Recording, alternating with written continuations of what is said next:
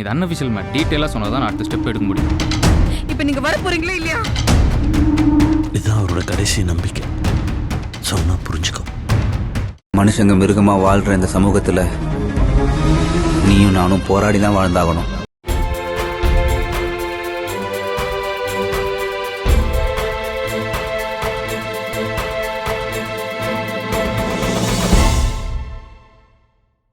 சமுத்திரக்கனி நடிப்பில் திருமாணிக்கம் படத்தை பற்றி தான் பார்க்க போகிறோம். படம் பார்த்துட்டோம். திருமாணிக்கம் உண்மையிலே வந்து திருப்பதி பிரதர்ஸ் வழங்கும்.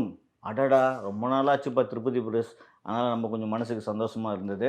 அதுக்கப்புறம் நந்தா பெரியசாமி அஜ்ஜோ கொஞ்சம் பயமாக இருந்தது. ஏன்னா இப்போ தான் கௌதம் கார்த்தி வச்சு செஞ்சார் அந்த படத்தை. அந்த படம் வந்து ப்ரொமோஷன்லாம் பயங்கரமாக பண்ணார். சேரன் கௌதம் கார்த்தி அதில் கிட்டத்தட்ட இப்படி ஒரு ஃபோட்டோக்கு போஸ்ட் கொடுப்பாங்க பாருங்க, ஒரு 20 பேர் சுற்றி நிற்பாங்க. அந்த அளவுக்கு எல்லாமே பெரிய ஆர்டிஸ்ட்டாக 20 பேரும். அந்த படம் படு குழியில் போய் அது வந்ததும் தெரியாமல் போனதும் தெரியாமல் போயிடுச்சு. ஆனால் திருமாணிக்கம் ட்ரைலர் நல்லா இருந்தது. ஒரு மனிதனுடைய வாழ்க்கையில் ஒரு மகத்துவமான ஒரு உன்னத மனது இருக்கு இல்லையா, அந்த மனசை வந்து வெளிக்காட்டுறவர் திருமாணிக்கம். ரொம்ப ரொம்ப நல்லவரியா, அநியாயத்துக்கு நல்லவரியா. ஒரு மனசு இப்படியெல்லாம் வாழ்ந்தால் தான் நாடு நல்லாயிருக்கும், வீடு நல்லாயிருக்கும், இந்த உலகம் நல்லாயிருக்கும். ஏன்னா நல்ல மனிதன் வாழ்ந்தால் நல்லாயிருக்கும் இல்லையா. அந்த மாதிரி திருமாணிக்கம் வந்து ரொம்ப நல்ல படம் அப்படின்னு பார்த்தவங்களாம் வந்து பேசுவாங்க இல்லையா. அமீர் ஒரு முறை பேசினார். இந்த மாதிரி ஏகப்பட்ட பேர் படம் பார்த்துட்டு பேசணும். நம்மளும் அந்த நம்பிக்கையோடு தான் போய் படம் பார்த்தோம். படம் உண்மையிலே வந்து ஏற்கனவே இந்த பம்பர்னு ஒரு படம் வந்தது. அதுவும் இந்த மனித நேயத்தை சொல்கிற படம் தாங்க. இப்போது ஏதோ ஒரு வகையில் நடக்குங்க. ஒருத்தன் ஒரு பஸ்ஸு கீழே போட்டு போனான்னா, சார் உங்கள் பஸ்ஸுன்னு ஒருத்தன் கேட்குறான்டா, அங்கே மனித நேயம் நிற்குது. ஓகேங்களா. அதே மாதிரி ஒரு பேகை தவறி வச்சுட்டு போயிட்டான். அதில் பணம் இருக்கோ எது இருக்கோ தெரியாது. ஆனால் அங்கே பக்கத்தில் இருக்கிறவன், சார் உங்கள் பேகு சார் கீழே வச்சுட்டு போய் மறந்துட்டு போகிறீங்க பாருன்னு கூப்பிடுவான். அதுதான் மனித நேயம். அந்த மாதிரி ஒரு லாட்ரி டிக்கெட் கடை சமுத்திரக்கனி நடத்துகிறாரு. ஒரு 2 குழந்தைங்க, அண்ணனியா ஒய்ஃபு, இளவரசு, மாமா, அவங்க மாமியார் ஒருத்தர், இது மாதிரி ஒரு சின்ன அழகான ஒரு கூட்டு குடும்பம். அந்த கூட்டு குடும்பத்தில் இவருக்கு வந்து நம்ம பாரதி ராஜா ஒரே ஒரு பொண்ணு, ரொம்ப வயசு வடிவுக்கரசி, அவங்க பாரதி ராஜா ஒய்ஃபு, ரொம்ப வயசான அவர். ரொம்ப அநியாயத்துக்கு அவர் பார்க்குறப்பே பாரதி ராஜா சார் அந்த லாட்ரி டிக்கெட்டில் எங்கிட்ட 1.5 கோடி ரூபா தான் நானே கொடுத்துலாம் போது இவ்வளோ கஷ்டப்படக்கூடாதுன்னு அந்தளவுக்கு கஷ்டப்படுற ஒரு ஆள் அவர். அந்த வந்து திடீர்னு ஒரு காசு இல்லாமல் திடீர்னு ஒரு 500 வச்சுருக்கிற கீழே வந்துடுது. அது ஒரு பிச்சைக்காரி கிடைக்குது. அது இல்லாமல் நேராக சமுத்திரக்கனிக்கிட்ட வராரு. அம்பா இந்த மாதிரி லாட்ரி டிக்கெட் வேணும், என் பொண்டாட்டிக்கு பிரச்சனை, ஹாஸ்பிட்டலில் சேர்க்கணும், என் பொண்ணு அவன் புருஷன் வரதட்சணை கேட்டு வீட்டுக்கு அமைச்சிட்டான், ஆனால் வந்து இந்த லாட்ரி டிக்கெட் வாங்கி தான் நான் வந்து எப்படியாவது கோடீஸ்வரன் ஆக போகிறேன் அப்படின்ட்டு ஒரு நம்பிக்கையில் ஒரு 3 லாட்ரி வாங்கிட்டு காசு பார்ப்பார். காசு இருக்காது. சரி தம்பி நீ வச்சுக்கோ, நாளைக்கு வந்து வாங்கிக்கிறேன்னு சொல்லிவிட்டு போயிடுவார். ஆனால் மறுநாள் லாட்ரியில் 1.5 கோடி பாரதி ராஜா எடுத்து கொடுத்தா சீட்டில். திருமாணிக்கம் கிளம்புறாரு. எடுத்துன்னு போயிட்டு அவன் பெரியவர்கிட்ட கொடுக்கணும், அவர் கண்ணில் நான் சந்தோஷத்தை பார்க்கணும் அப்படின்னு சொல்லி அது கிளம்புறாரு. அவங்க ஒய்ஃபுக்கு தெரியுது, அவங்க மச்சானுக்கு தெரியுது, இளவரச அவங்க பெரிய மாமாவுக்கு தெரியுது. எல்லாருக்கும் தெரிஞ்ச உடனே அப்படியே அவரை லாக் பண்ண பார்க்குறாங்க. 1.5 கோடி ஆச்சே, ஏன் போகிறீங்க வேணான்னு. ஆனால் அவர் திருமாணிக்கு எடுத்துகிட்டு போய் லாட்ரி டிக்கெட் கொடுத்தாரே இல்லையா, அவருக்குள்ளே ஒரு ஃப்ளாஷ்பேக் ஒன்று நடந்தது. அந்த நடந்ததுக்கு காரணம் எதனால் இவர் திருமாணிக்கமாக அப்படியே ஒரு எப்படி சொல்கிறது தொக்க தங்கமாக இருக்கார் அப்படின்றத இந்த படம். தினகராஜ் வாழ்க்கையில் சந்தோஷம் கிடைச்சதா இல்லையா, சமுத்திரக்கனி வாழ்க்கையில் சந்தோஷம் கிடைச்சதா இல்லையா, அவங்க ஒய்ஃபுக்கு இந்த லாட்ரி டிக்கெட் கிடச்சி அவங்க குடும்பமே போய்ட்டு அந்த லாட்ரி டிக்கெட்டை அவர்கிட்டேருந்து வாங்கி 1.5 கோடி எடுத்தாங்களா இல்லையா. இதுதான் இந்த படத்தோட கதை திருமாணிக்கம். சமுத்திரக்கனி உண்மையிலேயே சமுத்திரக்கனி படம்னாவே நமக்கு பாடம் எடுப்பார். எப்போ பார்த்தாலும் உட்கார வச்சு அப்படி தான் நமக்கு தோணும். ஏன்னா அவர் எடுத்த படங்களில் அப்பா ஓரளவுக்கு நல்ல படம். அதுக்கப்புறம் அந்த வந்த படங்கள்லாம் பார்த்திங்கன்னா ஏகப்பட்ட படம். சமுத்திரக்கனி பார்த்தவே நமக்கு கொஞ்சம் கோவம் வர மாதிரி இருந்தது. அப்புறம் இவர் கொஞ்சம் அப்படியே கெட்டப் மாற்றினார். வில்லனாக அடிப்பார், கெஸ்ட் ரோல் பண்ணுவார், தெலுங்கு போனார், தெலுங்கில் வில்லனாக பண்ணுறப்போ சமுத்திரக்கனி பரவாயில்லப்பா திருந்திட்டார் அப்படின்னு. ஆனால் இதில் முழுக்க கதையின் நாயகனா சமுத்திரக்கனி தான் வர்றாரு. உண்மையிலே அது கரெக்டாக அந்த வேடத்துக்கு கச்சிதமாக பொருந்திருக்காரு. அவர் அந்த இயல்பாக அந்த லாட்ரி டிக்கெட்டை பெரியவருக்கு எடுத்துகிட்டு போய் கொடுக்கணும். அந்த பெரியவர் வந்து வாழ்க்கையில் சந்தோஷப்படணும். அது என் காசு இல்லைம்மா, நான் இன்னொருத்தர் ஊரா முட்டை காசுக்கு நான் ஆசைப்பட மாட்டேன், நமக்கு உழைக்கிற காசே நமக்கு போதும் அப்படின்னு சமுத்திரக்கனி நினைக்கிறதும்.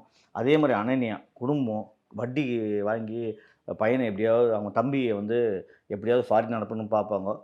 அவர் காசு கொடுக்கல, 1.5 கோடி அவர் காசு கொடுக்காம நமக்கு தானேங்க அந்த லாட்ரி டிக்கெட் சொந்தம், அவருக்கு ஏங்க எடுத்துன்னு போய் கொடுக்குறீங்கன்னு சொல்லிட்டு அவங்க ஒய்ஃபு எப்படியாவது இவரை வர வைக்கணும்னு சொல்லிட்டு போராடி பார்க்குறது, அந்த 2 குழந்தைகளை வச்சு மிரட்டி பார்க்குறது, அது அனன்யா சூப்பராக பண்ணியிருக்காங்க.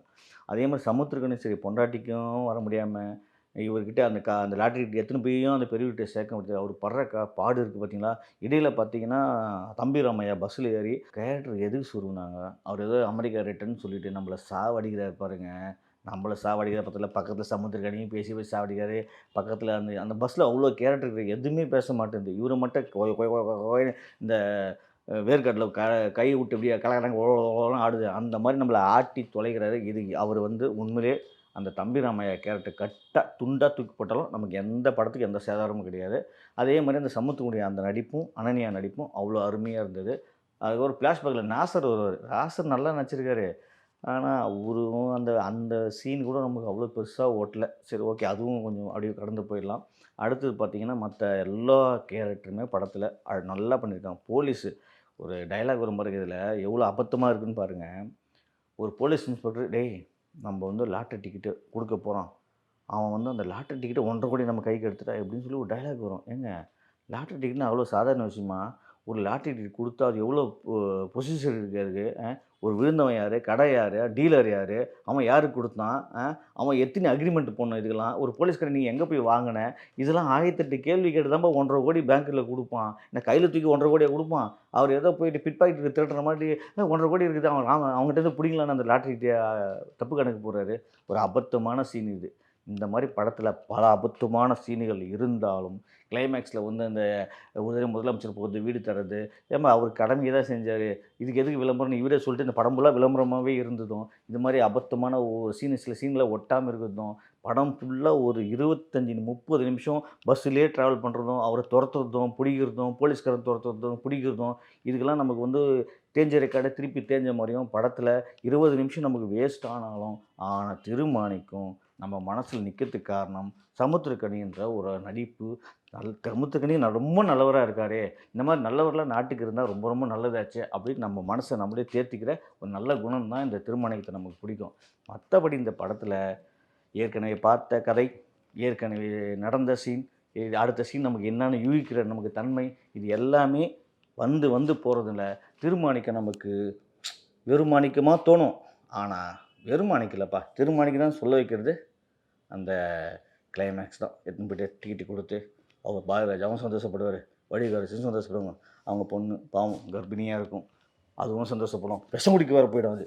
அதுக்கப்புறம் பார்த்திங்கன்னா அவங்க இவர் ஃப்ளாஷ்பேக் கேட்டு அவங்க ஒய்ஃபை திருந்துவார், இவர் திருந்துவார், மச்சான் திருந்துவார், எல்லாரும் திருந்தி நம்மளும் திருந்தி சரிப்பா திருமாணிக்கம் திட்டமானாப்பா பாராட்டிட்டு வந்துடலாம்னு சொல்லிட்டு நாங்களும் பாராட்டிட்டோம். திருமாணிக்கம் நந்தா பெரியசாமி அவர்களை இன்னும் கொஞ்சம் அடுத்த மாதிரி பெட்டராக பண்ணுங்க.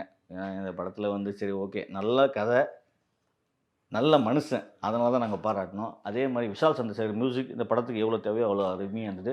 உண்மையிலே சுகுமாருடைய ஒளிப்பதிவு ரொம்ப அருமையாக இருந்தது. இந்த படத்தில் எனக்கு 3 பேரை பாராட்டினேன்னா, ஒன்று சமுத்திரக்கனி, ஒன்று சுகுமார், இன்னொன்று விஷால் சந்திரசேகர். 3 பேரும் தான் இந்த பாராட்டி இந்த படத்தை இன்னும் கொஞ்சம் நல்ல மனசு சொல்லலை, இந்த மாதிரி நல்ல மனசு எனக்கு இருக்கிறதுனால இந்த 3 பேரும் பாராட்டி திருமாணிக்கம் ஒரு முறை போய் தியேட்டரில் பாருங்கன்னு சொல்ல வைக்குது.